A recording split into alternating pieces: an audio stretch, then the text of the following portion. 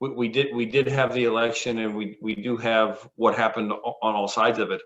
We need to take a look as members of Congress of our constitutional duty, and that is to make sure nobody's constitutional rights are violated. But it also is, as we move forward, and we will, as we have through any kind of adversity we've had in our nation, move forward, and we need to start working on those items that help and support and do the work and the will of the people we represent. And looking at that, that's a legislative priorities going forward into this new session of Congress. And our priorities are focused on the people and what's important to them. And that's infrastructure with broadband internet access. That's natural gas energy development, natural gas pipelines. That's job skills and readiness for people, for the workforce that we're going to need going forward. So it's about that. And looking forward, I'm hoping I'll be back on the Education and Labor Committee. All indications are that, but we haven't gotten our assignments yet. But I'm hoping I'll be back on the Education and Labor Committee so that we can work on those issues that are so important, and also so important to Pennsylvania and Pennsylvania's 12th congressional district is agriculture. So making sure that we take care of the needs in agriculture, particularly dairy farming, and some of the legislation that didn't get across the finish line last time, we need to be looking at to help out our dairy farmers. And in the short term, finishing the work to get us through the coronavirus. The Paycheck Protection Program will be reopening next week. SBA will have that ready to go. So helping our small businesses navigate that and get their teams back together and have us moving forward. I know you've been focused on the election and the pandemic. Have you had a chance to look at President-elect Joe Biden's platform and some of the policies he wants to implement? Is there one thing? Is there something that you're in agreement on that you would be willing to work with the incoming president on, and something that you think would help Pennsylvanians? Well, the first thing I'm going to say is, as I demonstrated as a state representative when we went from the Republican administration to the Wolf administration, I was able to work and get things done. I will work for the people of PA 12. I think we can all agree we need broadband internet access, some of the infrastructure things. We all agree the importance of agriculture, what we need to do there.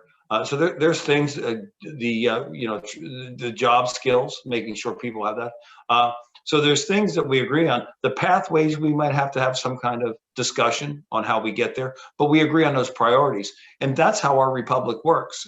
We get together, we have the idea we agree on. The pathway may be a little bit different, but we need to work that out for the benefit of the people we represent, the people we work for. Yeah, I mean, I think a lot of people right now are focused too on the fact that the Democrats are going to have control, House, Senate, and then the executive branch. But they make it feel like it was like it's some kind of overwhelming majority, when in reality, Republicans still represent a lot, many millions of Americans. How do you ensure that their voices are still heard with any agenda moving forward, with any policies that are implemented?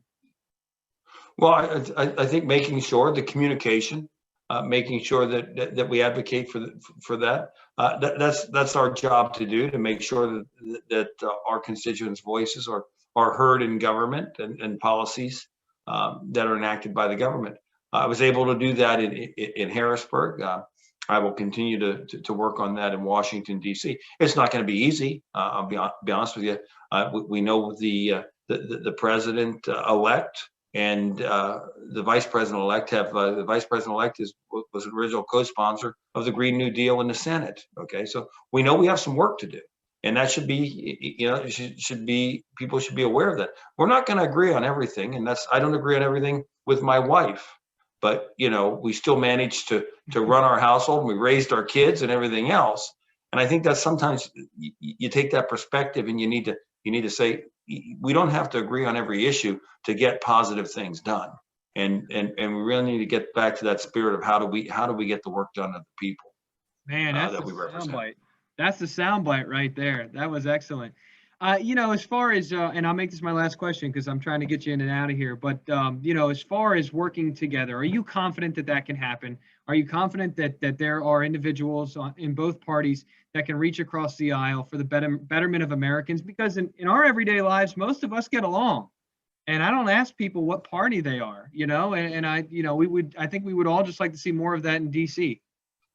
Well, I think that that all happens, but it happens. It happens by us focusing on the issue and not on the personality or the individual. And there's been plenty of that in the last 4 years, quite frankly. And it's time we focus on what issues are facing America, and as Americans, we come together to resolve those issues. And we don't, when you debate, the debate goes through the speaker. And it was like that way in Harrisburg. And that's what I learned. You focus on the issue and not the individual.